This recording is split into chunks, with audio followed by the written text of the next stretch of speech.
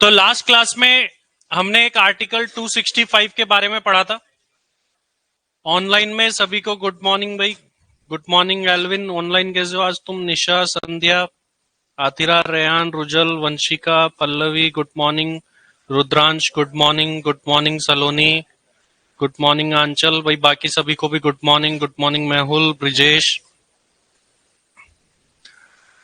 अच्छा, कोई बच्चा ऐसा जो आज से ही आया हो भाई?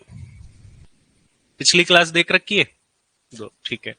और कौन आया? आपने देख रखी है पिछली वाली क्लास है? ठीक है। आपका क्या नाम है? कुंश। आपने पिछली वाली क्लास देखी? नहीं देखी तुमने? तुम एक ही मिनट आए थे क्लास में। तो इन्फॉर्मेशन सारी रहती है मेरे पास, है ना? एक ही मिनट क्यों आए थे? ये ऑनलाइन बच्चा पता है कौन कितनी देर देख रहा है, क्या देख रहा है, कितना स्क्रीन टाइम, सबकी इन्फॉर्मेशन है। तो हाँ, सब तबीयत खराब है, ठीक है। गुड मॉर्निंग रिद्धि, सुवीक्षा, हर्षित। ठीक है, हाँ जी, चलिए आगे बढ़ते हैं। तो लास्ट क्लास में हमने एक तो आर्टिकल 265 के बारे में पढ़ा था। देखो, सबसे पहले हमने पढ़ी थी टैक्स की डेफिनेशन। टैक्स की डेफिनेशन में हमने पढ़ा था tax is compulsory extortion of money under any law और स्टेट्यूट। टैक्स वो पैसा है जो कि मनी के फॉर्म में लिया जाएगा, अंडर एनी लॉ लिया जाएगा, कंपलसरीली लिया जाएगा, ये हमने देखा था। उसके बाद में हमने देखा ये अंडर एनी लॉ क्यों लिखा है, इसके लिए अपन ने पढ़ा आर्टिकल 265। आर्टिकल 265 में क्या लिखा हुआ था? No tax shall be levied और collected except any authority of law. कानून की इजाजत के बिना ना तो कोई टैक्स लगाया जाएगा और ना ही कलेक्ट किया जाएगा। इसी वजह से आर्टिकल 265 की वजह से उस डेफिनेशन में वो लिखा गया था। फिर सवाल आया कि सर ये लॉ कौन बनाएगा, कैसे टैक्स लेंगे, क्या करेंगे? इन सारी प्रॉब्लम्स के सॉल्यूशन के लिए बनाया गया आर्टिकल 246, जिसके अंदर 3 लिस्ट जो है वो डाली गई, union list, state list, concurrent list. Union list में जिस जिसका नाम आ गया उससे रिलेटेड पावर गई सेंट्रल गवर्नमेंट को, स्टेट लिस्ट में जिसका नाम आया उसकी स्टेट गवर्नमेंट को, और कॉन्करेंट में मिक्स पावर दे दी गई। यूनियन लिस्ट की एंट्री नंबर 82 जाकर के जब हम पढ़ते हैं तो वहां पर लिखा हुआ था taxes on income other than agriculture income, जिसका मतलब होता है इनकम टैक्स।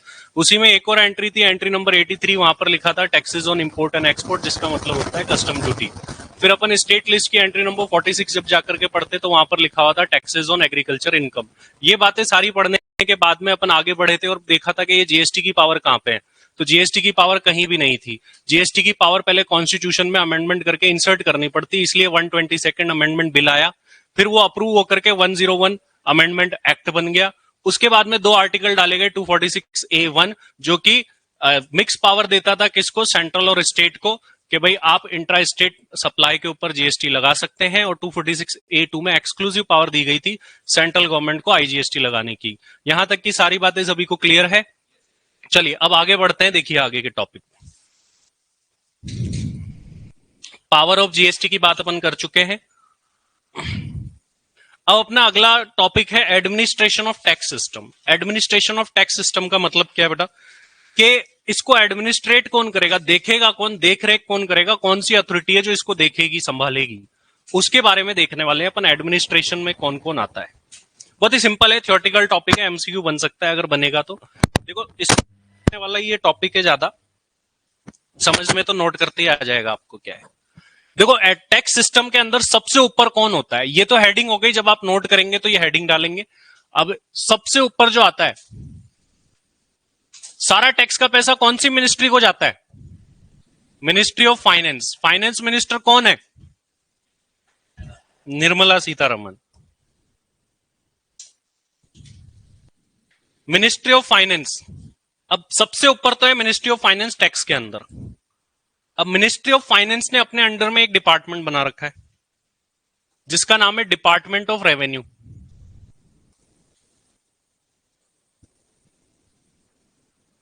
इसको क्या काम दिया कि भाई तू सारे टैक्स का पैसा कलेक्ट करके लाओ और मिनिस्ट्री ऑफ फाइनेंस को पहुंचाओ। ये रेवेन्यू कलेक्शन का काम करता है, अलग अलग डिपार्टमेंट से कोऑर्डिनेट करके। अब डिपार्टमेंट ऑफ रेवेन्यू के अंडर 2 डिपार्टमेंट आते हैं जो कि अपने लिए काम के।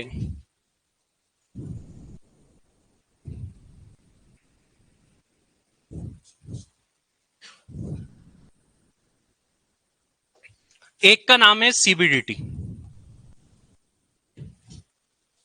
CBDT stands for central board of direct taxes.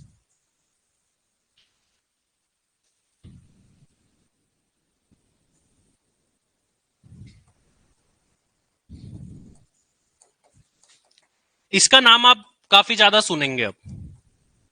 ये क्या होता है, डायरेक्ट टैक्स से रिलेटेड जितने भी मेन अथॉरिटी है ना डायरेक्ट टैक्स के अंदर सबसे बड़ी, वो है सीबीडीटी। एमसीक्यू बन सकता है सीबीडीटी स्टैंड्स फॉर। दूसरा, इधर इनडायरेक्ट टैक्स में जो सबसे बड़ी अथॉरिटी है वो है सीबीआईसी।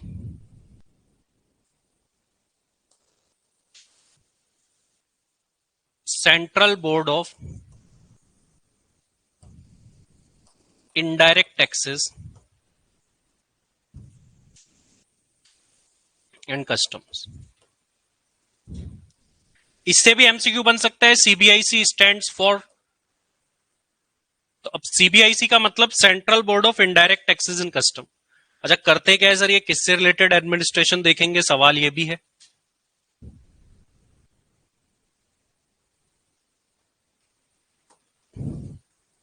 सीबीडीटी जो है वो देखता है कामकाज किससे रिलेटेड, इसके नाम से ही पता चल रहा है, बताओ, रिलेटेड टू डायरेक्ट टैक्स। तो डायरेक्ट टैक्स का कुछ भी काम होगा तो उसके अंदर सबसे बड़ी अथॉरिटी है सीबीडीटी।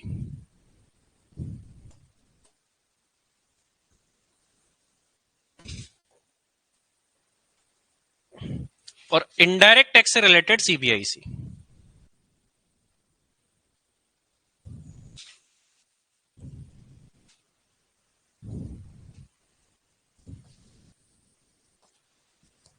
Administration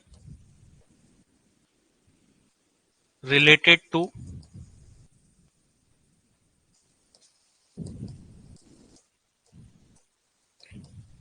indirect tax.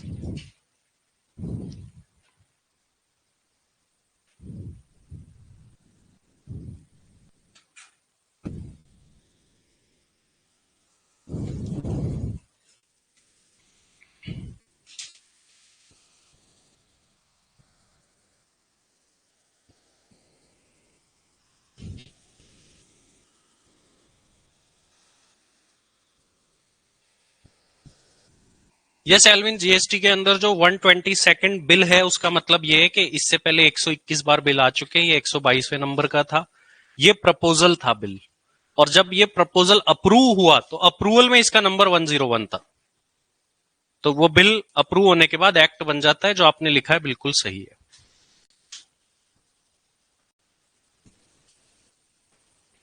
तो बहुत ही सिंपल, देखिए सबसे ऊपर मिनिस्ट्री ऑफ फाइनेंस आएगी अपने, उसके अंडर में एक डिपार्टमेंट ऑफ रेवेन्यू बना हुआ है। डिपार्टमेंट ऑफ रेवेन्यू के अंडर ये दो मेन जिससे अपने को मतलब है वो डिपार्टमेंट आते हैं। सीबीडीटी का मतलब central board of direct taxes, तो डायरेक्ट टैक्स से रिलेटेड सारा एडमिनिस्ट्रेशन सीबीडीटी देखेगी, और इनडायरेक्ट टैक्स से रिलेटेड सारा का सारा एडमिनिस्ट्रेशन सीबीआईसी देखेगी। सीबीआईसी का नामकरण जीएसटी आने के बाद में चेंज हुआ है। इसका जो पुराना नाम था वो सीबीईसी था, central board of excise and custom. पहले एक एक्साइज नामक टैक्स लगा करता, तो जो अपन जीएसटी पढ़ेंगे तब जानेंगे भी। तो ये ओल्ड नेम है। तो आपको मान लो कोई ओल्ड बुक पढ़ रहे हो, कभी बीकॉम विकॉम की बुक पढ़ रहे हो, उसमें अपडेट नहीं हुआ हो, चांसेस है बिल्कुल के अपडेट ना हो, तो वहां पे आपको ये नाम लिखा हुआ मिल सकता है, बट ये पुराना नाम है, आज के टाइम पर ये यूज नहीं होता है। सीबीईसी का नाम सीबीआईसी हो चुका है। तो आपको ऐसे भी क्वेश्चन बना सकता है, CBEC was renamed as, CBEC को रीनेम कैसे किया गया, तो वो सीबीआईसी हुआ। तो इस टाइप का एमसीक्यू क्वेश्चन और यहां से बन सकता है। Central board of excise and custom, तो यहां पर तो आई कर दिया इनडायरेक्ट टैक्स, इधर पहले एक्साइज था। अब देखो इन्होंने थोड़ा ठीक दिमाग लगाया, कैसे, आई में इनडायरेक्ट टैक्स रखा, अब जितने भी इनडायरेक्ट टैक्स आ जाए नाम तो यही रहेगा। पहले इन्होंने थोड़ी सी बेवकूफी क्या करी थी, ई मतलब एक्साइज, एक्साइज तो एक प्रकार का टैक्स है, तो वो चेंज हो गया तो इनको नाम भी चेंज करना पड़ा फिर। तो ये था अपना एडमिनिस्ट्रेशन, बड़ा ही सिंपल सा। क्वेश्चन बनने के चांसेस सीबीडीटी और सीबीआईसी के फुल फॉर्म से है कि इनकी फुल फॉर्म क्या होती है।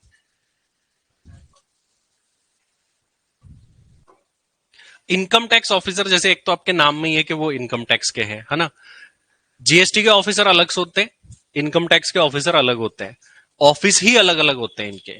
अगर आपको इनकम टैक्स का देखना हो ऑफिस, तो यहां पर जयपुर में एक स्टेच्यू सर्किल है, स्टेच्यू सर्किल के जस्ट पास में एक ऑफिस बना हुआ है, ठीक है, वो इनकम टैक्स डिपार्टमेंट का है। ये साथ में नहीं बैठते, ये अलग अलग जगह बैठते हैं, अलग अलग अथॉरिटीज है। आप जब आगे बढ़ोगे जैसे जैसे सब्जेक्ट में, मेनली तो फाइनल में आता है ये, एक एक ऑफिसर की रैंक भी आती है। सबसे ऊपर कौन, कमिश्नर होता है, प्रिंसिपल कमिश्नर, चीफ कमिश्नर, फिर इसमें असेसिंग ऑफिसर आते हैं, इंस्पेक्टर आते हैं, सुपरिटेंडेंट आते हैं। ये अलग अलग अथॉरिटीज बनी हुई है। और पता कैसे चलता है, तो आप जिस डिपार्टमेंट का काम है उसी में जाओगे, दोनों के अलग अलग डिपार्टमेंट से। अब देखिए अपना एक और मुद्दा आता है direct tax versus indirect tax का। यहां तक की बातें हैं कॉमन, जितना भी अपन ने पढ़ा ना सब कुछ, डायरेक्ट टैक्स इनडायरेक्ट टैक्स दोनों के लिए सेम है, यहां पर भी वही पढ़ रहे हैं। फिर इसके बाद में अपना रास्ता जो है वो सिर्फ डायरेक्ट टैक्स की तरफ ही जाएगा, सिर्फ डायरेक्ट टैक्स पर फोकस करना है पहले। डायरेक्ट टैक्स और इनडायरेक्ट टैक्स में क्या डिफरेंस है भाई, ये अपने को पढ़ना है, और ये आपने बचपन में भी पढ़ा होगा या 11th 12th क्लास में भी पढ़ा होगा।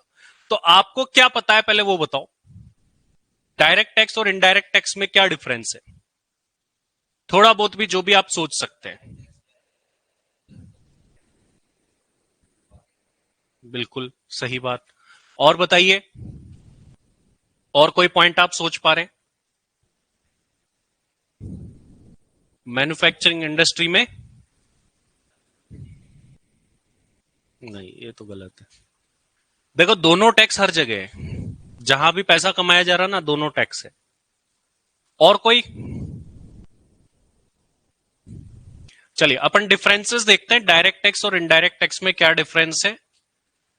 सौम्य बोल रहे हैं direct tax directly charge on income, बिल्कुल सही बात है। Indirect tax passes to another person, ये भी सही है। अब देखिए इनके डिटेल डिफरेंसेस क्या हो सकते हैं, पहले अपन उस पर बात करते हैं, पहले डिस्कशन करते हैं फिर अपन नोट करेंगे। डायरेक्ट टैक्स मतलब इनकम टैक्स, इनकम टैक्स का ही डायरेक्ट टैक्स का एक पार्ट है इनकम टैक्स। इनकम टैक्स किस पर लगता है सर? इनकम पर। ये पहला पॉइंट हो गया अपना। इनकम टैक्स जिसको अपन डायरेक्ट टैक्स भी बोलते हैं is charge on income of a person. क्या इनडायरेक्ट टैक्स इनकम पे लगता है क्या? तो किस पे लगता है? गुड्स और सर्विसेज पर। तो इधर एक और पॉइंट बन गया, indirect tax is charge on goods and services. Goods and service, sir ये कोई गुड्स पड़ा है इस पे अपने आप ही लग जाएगा क्या? मान लो दुकान में इतने सारे सामान पड़े उन पे, वो तब लगेगा जब हम उसका कंजम्पशन करेंगे, हम खरीदेंगे तभी तो देंगे हम। तो हम यूं भी बोल सकते हैं कि indirect tax is charge on consumption of goods and services. ये तो हो गया सिंपल पॉइंट। फिर इसमें और डिटेल पॉइंट भी आएंगे जिसको भी अपन समझते हैं, अपन इन डिफरेंसेस को नोट भी करेंगे। पहला डिफरेंस बड़ा सिंपल है, इसको अपन नोट कर रहे हैं, फिर दूसरे से तो आपको समझने वाली चीजें स्टार्ट हो जाएगी। तो ये अपना अगला टॉपिक है जिसकी हेडिंग बनेगी डिफरेंस बिटवीन जो बेसिक्स वाला चैप्टर है वो मैंने आपकी जो मेरी वाली बुक है उसमें डाल भी नहीं रखा है, इसको अपन पूरा ही नोट करेंगे और आगे भी नोट ही करते रहेंगे चीजों को। Direct tax and indirect tax.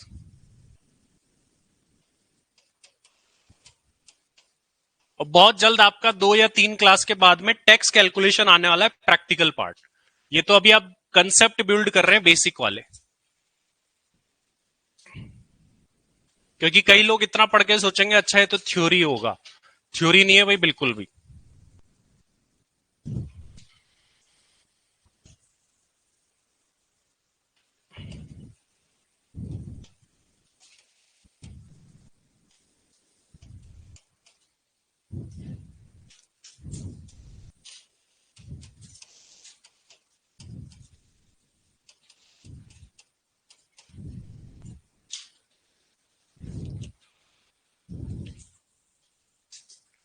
कल एक ऐसा इवेंट है जिसके बाद में आपको जीएससीएन होने पे प्राउड होने वाला है, बट वो इवेंट क्या है वो तो आपको कल ही पता चलेगा। Tomorrow I will be in Delhi, तो मैं दिल्ली में रहूंगा और बाकी देखते हैं कल पता चलेगा क्या है। तो खुश हो रहे हो आप, दुखी हो रहे हो? बोल तो खुश होकर रहे हो, कल आपकी नहीं होगी।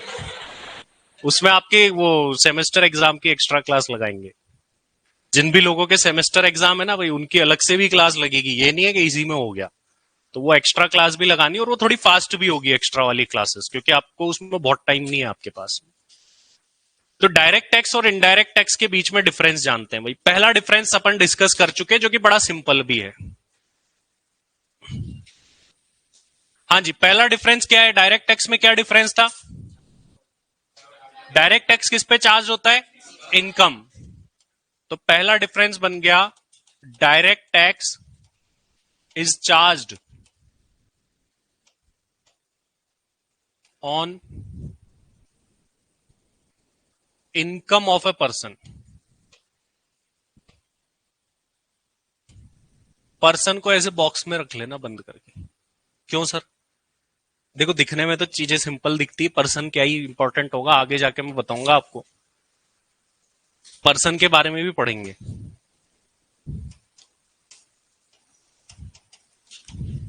और indirect tax is charged on consumption of goods and service.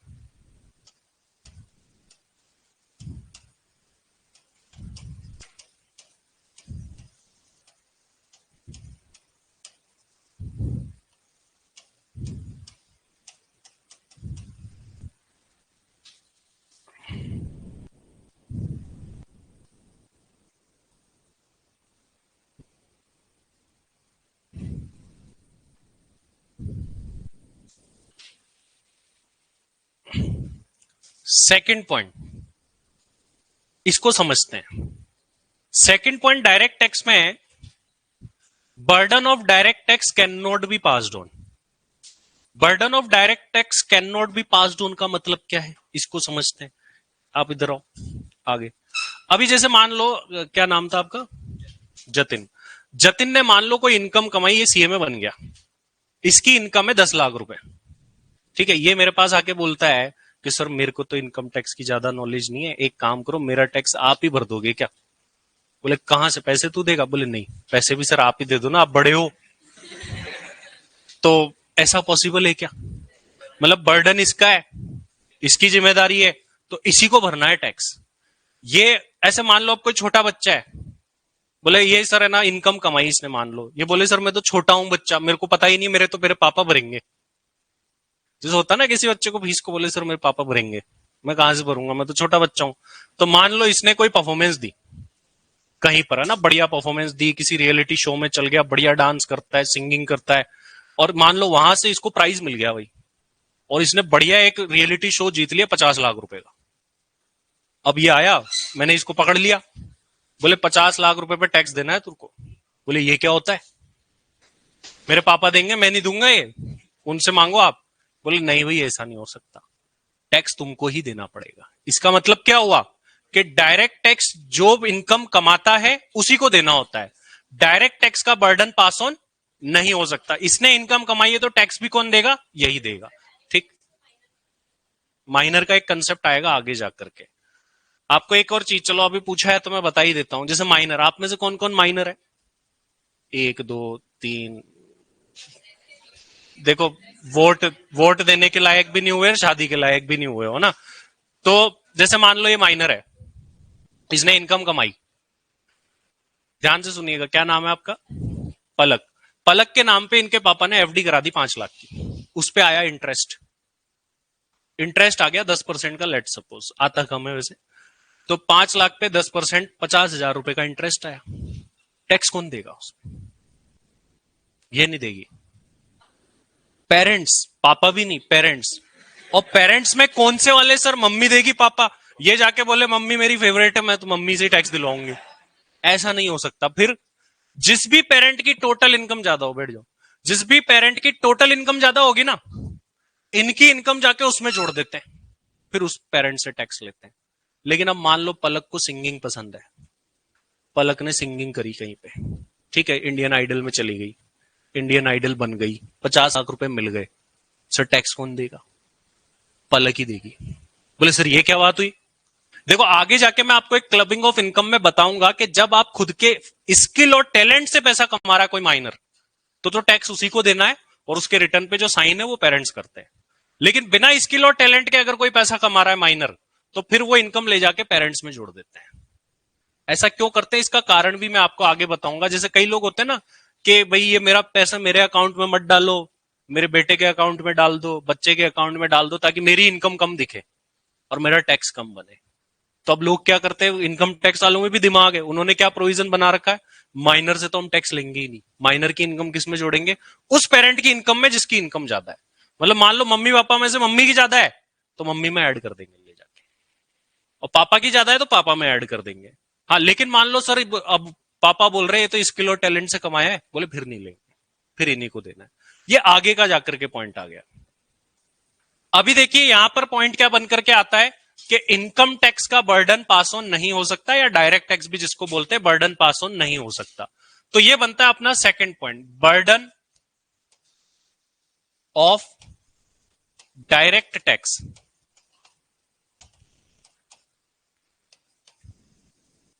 Can not be passed on. इधर मैं पहले पॉइंट लिख रहा हूं फिर उसको समझते हैं। Burden of indirect tax can be passed on.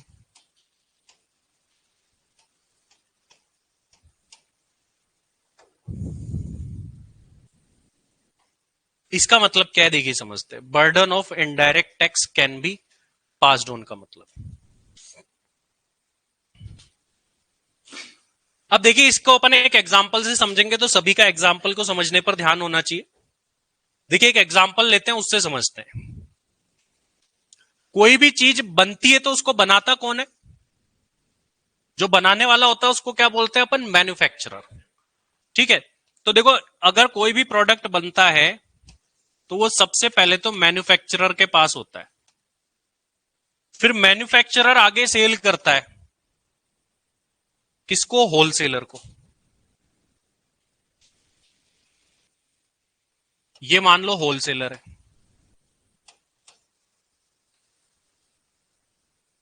Wholesaler आगे किसको सेल करता है? रिटेलर को। रिटेलर आगे किसको सेल करता है? फाइनली कस्टमर को।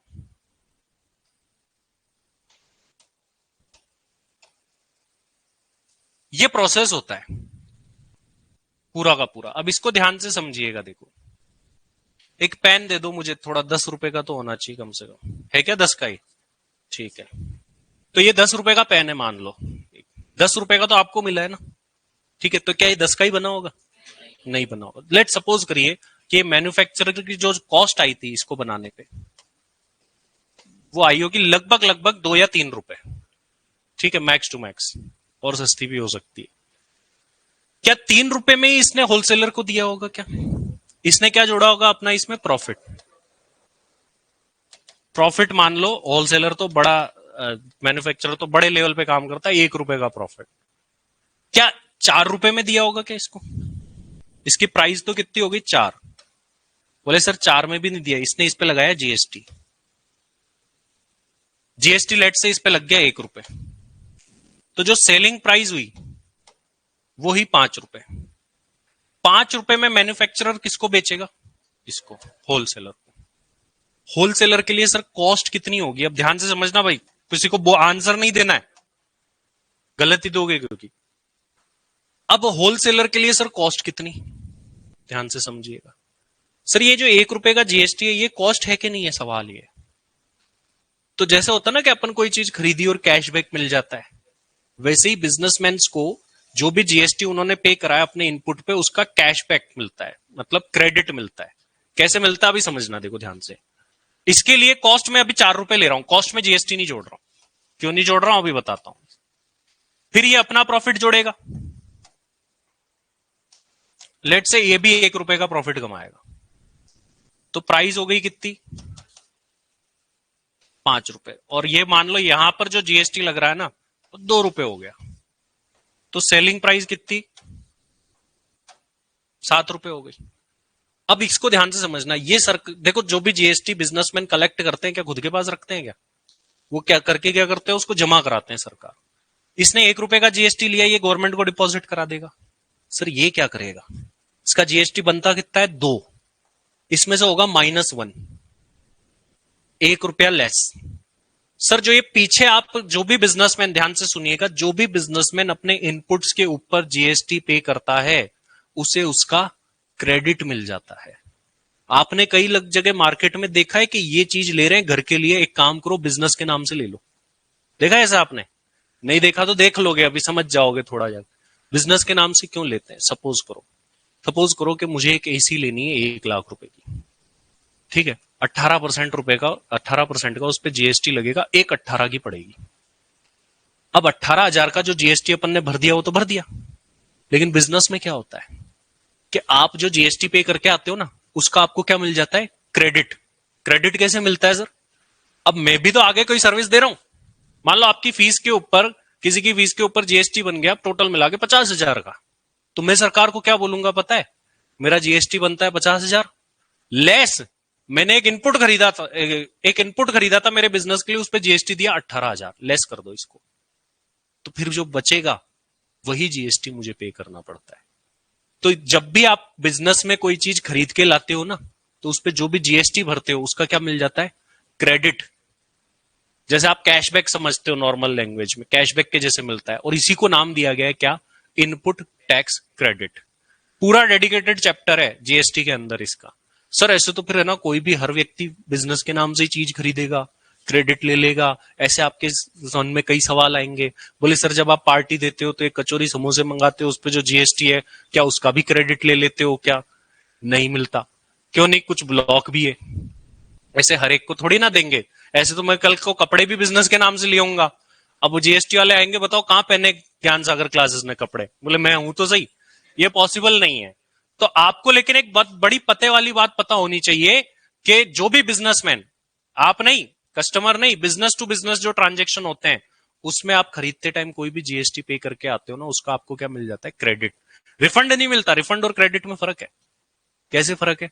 रिफंड मतलब तो वो पैसा अपने अकाउंट में ही आ गया, और क्रेडिट का मतलब एडजस्ट हो गया, लेस हो गया। जैसे अभी अपन ने वाउचर दिए थे टेस्ट सीरीज में, वो क्या है? क्रेडिट है, एडजस्ट हो गया। इसी तरीके से ये एडजस्ट हो जाता है। अब ध्यान से समझिएगा, तो जीएसटी कभी भी कॉस्ट को नहीं बढ़ाता बिजनेस के अंदर। कैसे नहीं बढ़ाता? इसका जितना जीएसटी बना लेस पिछला वाला जीएसटी। अब चलो आगे का सोचते हैं। अब मुझे आप बताओगे रिटेलर कितनी कॉस्ट दिखाएगा? अज्यूमिंग के ये सब रजिस्टर्ड लोग हैं, जहां भी बीच में अनरजिस्टर्ड आदमी आया चेन बिगड़ जाती है, वो आप जीएसटी में समझोगे। क्यों बिगड़ जाएगी? अब मान लो ये अगर रिटेलर अनरजिस्टर्ड हो, ध्यान से समझना, जीएसटी में रजिस्टर्ड ही नहीं है ये, तो ये कॉस्ट 5 रुपए दिखाएगा या 7 रुपए? 7। क्यों दिखाएगा? क्योंकि इसको क्रेडिट ही नहीं मिलेगा, रजिस्टर्ड ही नहीं है, क्रेडिट नहीं मिलेगा, चीज महंगी हो जाएगी। तो अभी ये फिलहाल के लिए अपन सब रजिस्टर्ड मान रहे हैं, तो ये कॉस्ट दिखाएगा कितनी? 5 रुपए। अब मान लो इसने अपना प्रॉफिट ऐड करा 2 रुपए का, तो इसकी प्राइस हो गई 7 रुपए, प्लस इस पर जीएसटी जोड़ा, तो ये सेलिंग प्राइस। और ये जो फिर स्टूडेंट था, इसको दिया गया 10 रुपए में अल्टीमेटली। तो ये पेन ऐसे होकर के 10 रुपए का आया और आपके पास में, कस्टमर के पास में आ गया। अब आप इसमें एक चीज देखना ध्यान से, ये मैन्युफैक्चरर ने जो भी जीएसटी भरा, क्या अपने घर से लाके भरा? क्या अपनी पॉकेट से भर रहा है क्या? ये तो क्या कर रहा है? अपने प्राइस में जोड़ के इससे ले रहा है। फिर इसने 7 रुपए में, एक्चुअल में तो इसको 7 रुपए में ही दिया होगा ना, तो सर ये 2 रुपए किसके लिए? जीएसटी के। फिर इसने टोटल 10 रुपए लिए, ये इससे लिए टैक्स। अब इसका नाम है भाई कस्टमर। कस्टमर को आपको ध्यान रखना है, इसका नाम का मतलब है कष्ट से मर। कष्ट से मर मतलब, सर कष्ट से मर क्यों है इसका नाम? जीएसटी अपने आप में एक कष्ट है, बढ़ा रहा है, और सारे के सारे कष्ट किस पे डाले गए? इस कस्टमर पर। कष्ट से मर, तो जितना भी जीएसटी का बर्डन है वो किस पर गया? उस पर। अब देखो कैसे गया, ध्यान से समझना। सबसे पहली सेल पर जीएसटी कितना लगाया इसने? 1 रुपए का लगा। फिर आगे देखो सर 2 रुपए का है, लेकिन 2 - 1 करके नेट कितना लगा? फिर से 1 रुपया। नेट तो 1 ही लगेगा। ये सरकार को कितने रुपए जमा कराएगा? 1 ही। क्यों? बोले देखो 2 तो मेरा बनता है, बट -1 कर दो, वो कैशबैक दे दो मुझको, क्रेडिट दे दो, तो ये 1 जमा। ये कितना कराएगा? ये क्या करेगा सर? 3 रुपए का बनता है, और पीछे कितना देके आया ये जीएसटी? आप जितना भी पीछे जीएसटी देके आओगे उसका क्रेडिट लोगे ना। होलसेलर ने पीछे 1 रुपए का जीएसटी दिया था, उसका क्रेडिट ले लिया। फिर रिटेलर ने पीछे कितना जीएसटी दिया है? 2 रुपए का, तो इसका बनता तो 3 है, क्योंकि इसने कस्टमर से लिया है। 2 रुपए का क्रेडिट लेके कितने जमा कराएगा? 1 रुपए। अब ध्यान से लॉजिक समझना बात का। ये जो 10 रुपए का पेन है, इसमें जीएसटी कितने रुपए का है? 3 रुपए का। मैं आपको एक और कंसेप्ट समझा रहा हूं, फिर से जीएसटी में भी पढ़ाऊंगा ये बात। पहले पता है क्या होता था? पहले दुनिया भर के टैक्स लगते थे। वैट लगता था, एक्साइज ड्यूटी लगती थी, ऐसे और भी टैक्सेस थे जो आप जीएसटी में पढ़ोगे, उसका टॉपिक है ये। वहां पे क्या होता था? टैक्स पे टैक्स लग जाता था। कैसे? आप मान लो महाराष्ट्र से कुछ चीज खरीद के लाए, यहां लाए, और उस पे टैक्स लगा हुआ है महाराष्ट्र का, वो आपकी कॉस्ट बढ़ा देगा। फिर उसका क्रेडिट ही नहीं मिलता था। मान लो राजस्थान में बेच रहे हो, क्यों? क्योंकि महाराष्ट्र सरकार राजस्थान सरकार का आपस में लेना देना था ही नहीं। मतलब हर राज्य का अपना अलग अलग टैक्स था, और इससे आपस में कोई भी क्रेडिट वगैरह मिलते ही नहीं थे। तो होता क्या था अल्टीमेटली? टैक्स पर टैक्स लगता था। ये जीएसटी की जगह पहले लगता था वैट, वैल्यू एडेड टैक्स, जिसको सेल्स टैक्स बोलते हैं। मान लो अब महाराष्ट्र में मैन्युफैक्चर बैठा, उसने दे दिया, फिर यहां आई, यहां फिर से इसका टैक्स बन रहा है, लेकिन ये 2-1 नहीं करता था पहले। क्यों नहीं करता था सर? क्योंकि क्रेडिट ही नहीं मिल रहा। तो ये यहां पर कॉस्ट ही कितनी लेता था? 5 रुपए। कि बोले मुझे टैक्स का क्रेडिट थोड़ी मिलेगा। आप जैसे कई मोबाइल फोन लेने जाते हो, बोले 30,000 का है, बोले लेकिन आपके 25 का ही पड़ेगा। बोले कैसे? बोले 5,000 का कैशबैक आ जाएगा, तो हम उसको 25 का मान के चलते हैं। लेकिन आपको ऐसे बोले ये 30 का है और 30 का ही रहेगा, तो हम कॉस्ट में कितना बताएंगे? 30 ही। लेकिन बोले ये 30 का है लेकिन 5 वापस मिल जाएंगे, तो माइंड में क्या सोचेंगे? भाई 25 का ही पड़ेगा। तो आज के टाइम पे तो हो रहा है सेकंड वाला केस, 30 का है लेकिन 25 का ही पड़ेगा। कैसे भाई? 2 रुपए बनते हैं लेकिन -1 करके 1 रुपए का ही टैक्स आपको देना होगा। अब ध्यान से समझो, देखो इस ट्रांजेक्शन को समझते हैं, इसमें हुआ क्या। आप ये बताओ कि इन लोगों ने पेन पे कितना प्रॉफिट कमाया? पेन था कितने का कॉस्ट? पहले कॉस्ट देखो कितने की थी। कॉस्ट है 3 रुपए की बनाने में जो लगे। प्रॉफिट देखते हैं किसने कितना कमाया। इसका 1 रुपए का प्रॉफिट, इसने कितना कमाया? 1 रुपए का प्रॉफिट। और इसने कितने रुपए का प्रॉफिट कमाया? 2 रुपए का। टोटल मिला के कितने हुए? 7 हो गए। 7 रुपए की चीज और 3 रुपए का क्या? ऐसे करके ये पेन हुआ 10 रुपए का। 10 रुपए का एंड में कस्टमर को मिला ये पेन। अभी आपको इसको ज्यादा समझने पे जोर भी नहीं देना है, अपने को मुद्दा क्या समझना है, वो डिफरेंस समझ रहे थे अपन। डिफरेंस में एक बात ध्यान से समझो, ये इनडायरेक्ट टैक्स लगा 1 रुपए का, इसने अपनी पॉकेट से नहीं दिया, इसने प्राइस में जोड़ के किससे ले लिया? इससे। फिर इसका जो जीएसटी इसने प्राइस में जोड़ के इससे ले लिया, इसका जो जीएसटी इसने प्राइस में जोड़ के इससे ले लिया। तो बर्डन क्या होता जा रहा है? शिफ्ट, आगे से आगे पास ऑन। यहां इनडायरेक्ट टैक्स था, इसका बर्डन इस पे गया, इसका बर्डन इस पे गया, इसका बर्डन इस पे, एंड में इस पे जाके रुक जाएगा। ये नहीं बोलेगा मैं भी बर्डन पास ऑन करूं, ये पॉसिबल नहीं है, यहां पर जाकर के रुक जाता है। तो अपन इसीलिए क्या बोलते हैं इनडायरेक्ट टैक्स को, कि burden of indirect tax can be passed on, pass on हो सकता है। अच्छा, इस लॉजिक को समझे क्या जीएसटी का? एक और लॉजिक समझाता हूं आपको। चलो वो तो रेट से समझेंगे इनडायरेक्ट टैक्स में, वरना वहां पर कुछ इंटरेस्टिंग नहीं रहेगा। जीएसटी सिर्फ वैल्यू एडिशन पर लगता जाता है। इस लाइन को ध्यान रखना, लिख के रखना, मैं वहां समझाऊंगा इनडायरेक्ट टैक्स जब पढ़ेंगे। यहां आप इतनी अभी डेवलप नहीं हुई है अपना अंडरस्टैंडिंग, अपन समझ पाए उसको। बट ये जो पूरी दुनिया चल रही है ना, आप ये देखते हो सर ये कैश में अकाउंट में मत डालो, इसको ऐसा कर लो, बिल मत बनाओ, इसके नाम से ले लो, ये सारी चीजें आप सीख जाओगे। जब आप ये टैक्स पढ़ लोगे तो आप लोगों को एडवाइस दोगे कि ऐसा कर लो, ऐसे टैक्स बचेगा, ऐसे टैक्स बच सकता है। और टैक्स निकालना तो मैं आपको बोल रहा हूं अभी बेसिक्स चैप्टर में 3 4 5 क्लास के बाद में आप सीख जाओगे। तो अभी अपना मुद्दा क्या था? अभी अपना मुद्दा था burden of indirect tax can be passed on. समझ गए इसको लॉजिकली कि कैसे पास ऑन होता है? आगे से आगे टैक्स लेते रहते हैं, जोड़ते रहते हैं, और एंड में कस्टमर पर डाल देते हैं। उसका नाम क्या है? कष्ट से मर। कष्ट मतलब क्या? टैक्स। तो सारे कष्ट कस्टमर पर ही डाल दिए जाते हैं। तो ये था अपना second difference. Third difference, direct tax is progressive in nature.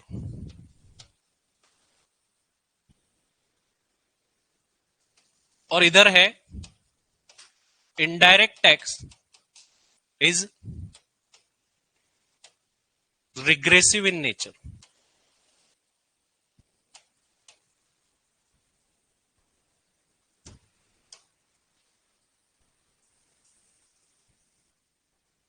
इसका मतलब क्या है? देखिए समझिए, direct tax is progressive, indirect tax is regressive in nature. Progressive का मतलब होता है आगे बढ़ना, देखिए क्या है, जैसे मान लीजिए एक व्यक्ति है,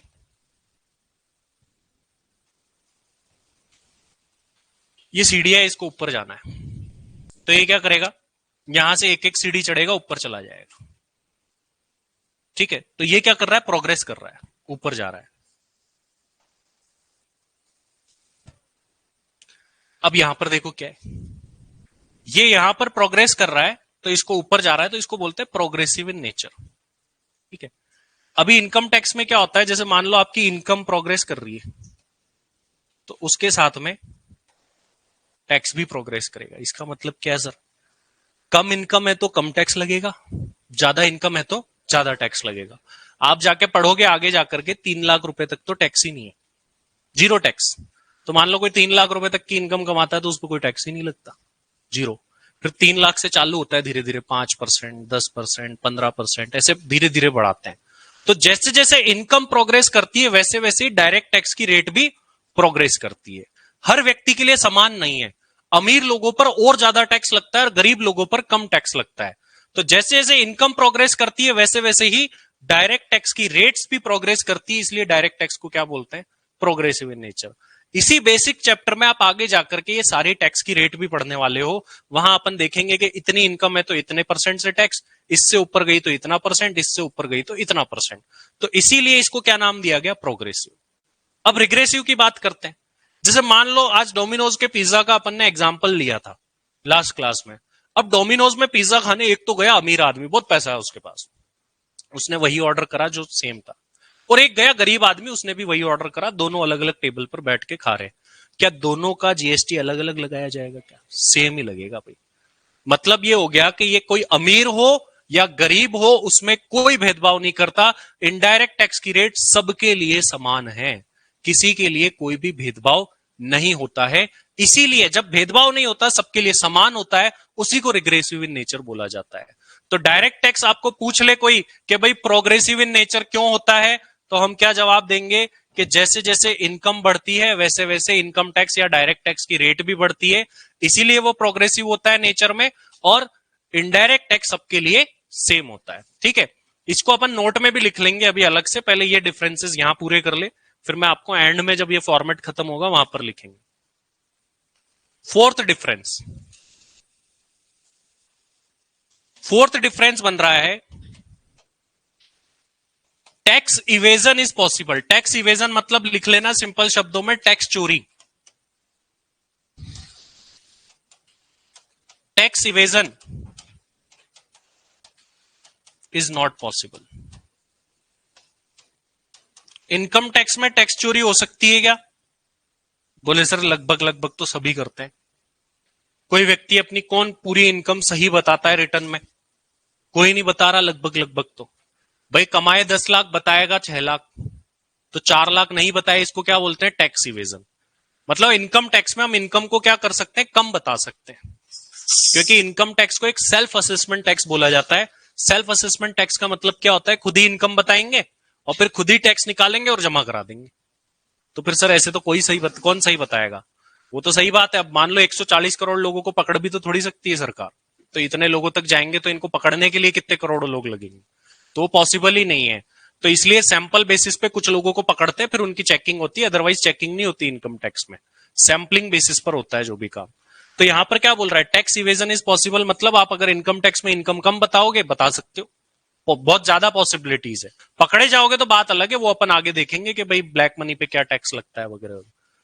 tax evasion is not possible का मतलब क्या, आज आप डोमिनोज में पिज्जा खाने गए तो भाई वहां पे तो टैक्स लगना ही लगना है, तो जनरली पॉसिबल नहीं है। सर इनडायरेक्ट टैक्स में भी पॉसिबल है, कैसे, आप जैसे कई जगह देखोगे या फिर आपने देखा है कि नहीं, कई जगह हम जाते हैं, बोलते हैं ना एक काम करो कैश में पैसा ले लो या बिल मत देना, बोले आप तो इतने, बोले बिल लोगे तो इतना लगेगा और बिल नहीं लोगे तो इतना लगेगा, ऐसे सुना आपने।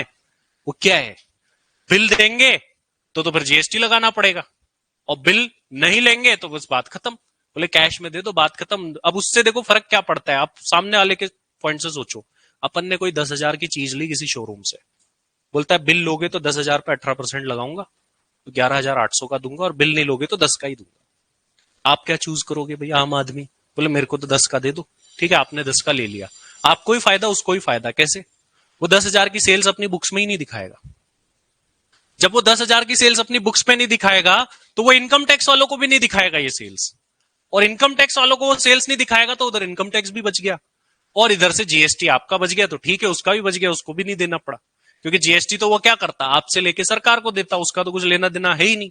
तो इसीलिए यहां पर इस टाइप के ट्रांजेक्शन मार्केट में देखने को मिलते हैं, क्योंकि लोग एक तरफ तो जीएसटी आपका बच रहा है और इनकम टैक्स उसका बच रहा है, क्योंकि वो अपनी बुक्स में सेल्स नहीं दिखाएगा, सेल्स नहीं दिखाएगा तो जब वो P&L अकाउंट बनाएगा तो उसमें सेल्स कम दिखेगी और टैक्स भी कम जाएगा। इसी वजह से ऐसा मार्केट के अंदर होता है। तो ये जनरली है, tax evasion is not possible, generally और जोड़ देना इसके साथ, नहीं तो आप सोचो सर ये तो हो रहा है यहाँ पे, तो जनरली नहीं होता है। अब लेकिन आप एक नंबर के ट्रांजेक्शन की बात करो तो सेल्स हो रही है तो उस पर जीएसटी लगेगा ही लगेगा, आप उसको कम ज्यादा नहीं बता सकते। ऐसा नहीं है कि इस पे 18 लगता है 12 बता दे, क्या पॉसिबल ही नहीं है, सबके लिए फिक्स्ड रेट है।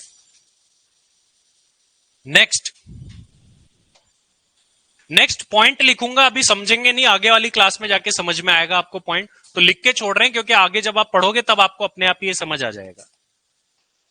देयर इज कंसेप्ट ऑफ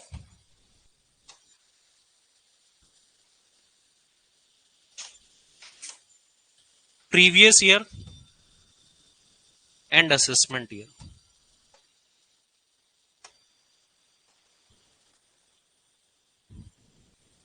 और इधर हम लिखेंगे there is no such concept.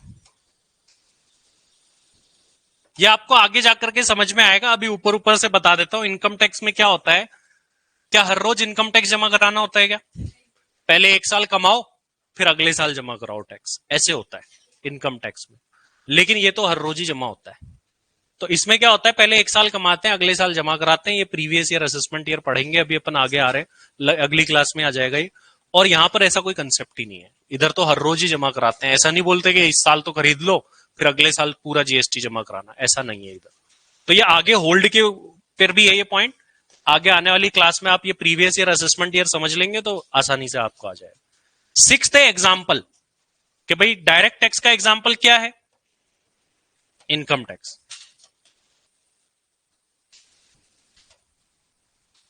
आप इसमें एक डिफरेंस और बना सकते हो खुद ही, आपने पढ़ा है और आपको पता है, बताओ क्या बना सकते हो? बिल्कुल बिल्कुल, आप डायरेक्ट टैक्स में लिख सकते हो एडमिनिस्ट्रेटेड बाय सीबीडीटी, और इनडायरेक्ट टैक्स में लिख सकते हो एडमिनिस्ट्रेटेड बाय सीबीआईसी। आपको और डिफरेंस बनाने हो तो बनाने लायक हो। इसके एग्जाम्पल क्या है, इसमें एक तो जीएसटी आता है एंड कस्टम ड्यूटी, और आप चाहे एक और डिफरेंस बनाना तो बना सकते हो एडमिनिस्ट्रेटेड बाय सीबीडीटी और उधर एडमिनिस्ट्रेटेड बाय सीबीआईसी।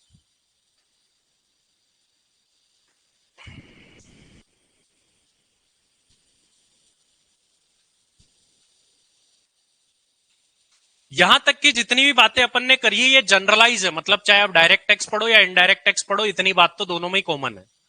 इसके बाद से जो आगे वाली बात आ रही है that will be specific to the direct tax. अपन डायरेक्ट टैक्स की स्पेसिफिक बातें भी करेंगे आगे जाकर के। तो एक बार डिफरेंस को क्विकली देखो, क्या क्या अपन ने पढ़ा। डायरेक्ट टैक्स इनकम पर लगता है, indirect tax goods and service पर लगता है। फिर नेक्स्ट क्या पता, बर्डन पास ऑन नहीं हो सकता, कैसे, अभी अपन ने इसको बुलाया था आगे, वहां पे क्या था, इसने इनकम कमाई तो इसी को टैक्स देना है, तो जो इनकम कमाएगा वही टैक्स देगा, बर्डन पास ऑन नहीं कर सकता। इधर बर्डन पास ऑन कैसे हो सकता है, इसका मैंने आपको एग्जाम्पल भी बताया था, कोई चाहे तो लिख भी लेना, समझने के पॉइंट ऑफ व्यू से अगर आपको लिख करके रखना है। अभी मैं ये वाला पेज ओपन करके छोड़ दूंगा। तो बर्डन ऑफ इनडायरेक्ट टैक्स जो है वो पास ऑन होता रहता है आगे से आगे आगे से आगे, लेकिन कस्टमर पे जाके रुक जाता है। फिर अगला पॉइंट आया, ये प्रोग्रेसिव है। प्रोग्रेसिव कैसे, हमने देखा जैसे जैसे इनकम प्रोग्रेस करती है वैसे वैसे टैक्स की रेट भी प्रोग्रेस करती है। टैक्स रेट भी बेसिक्स में ही पढ़ेंगे, वहां सीख भी लेंगे, तो इसलिए इसको प्रोग्रेसिव इन नेचर बोलते हैं। ये अमीर गरीब में कोई भेदभाव नहीं करता, कोई भी व्यक्ति गुड्स खरीदे सर्विस ले सबके लिए सेम रेट ही लगती है। Next, tax evasion is possible, मतलब आप इनकम कम बताओ टैक्स की चोरी हो गई, बट जनरली इधर टैक्स इवेजन पॉसिबल नहीं होता है। अगर आपने कोई चीज खरीदी है तो उस पर जो रेट लगनी है वही लगनी है, आप उसको कम ज्यादा करके नहीं बता सकते हो। फिर यहां पर है, यहाँ पे प्रीवियस ईयर असेसमेंट ईयर का कंसेप्ट है जिसको अपन आगे आने वाली क्लास में समझने वाले हैं। इसका मतलब क्या है कि इसमें होता क्या है कि पहले एक साल कमाते हैं फिर अगले साल टैक्स देते हैं, लेकिन इसमें ऐसा नहीं है, इसमें तो अभी खरीदा तो अभी टैक्स देना पड़ता है। फिर नेक्स्ट एग्जाम्पल इसका इनकम टैक्स और इसका है जीएसटी एंड कस्टम ड्यूटी। सभी को क्लियर है ये सारे के सारे पॉइंट्स? किसी को कोई डाउट हो तो पूछिए। चलिए इससे आगे अपन नेक्स्ट क्लास में बढ़ेंगे। और आगे की चीजों को पढ़ेंगे। यहां तक की जितने भी बातें थी डायरेक्ट और इनडायरेक्ट के लिए कॉमन बातें थी। अब अगली क्लास से जो भी बात करेंगे that will be specific to the direct tax.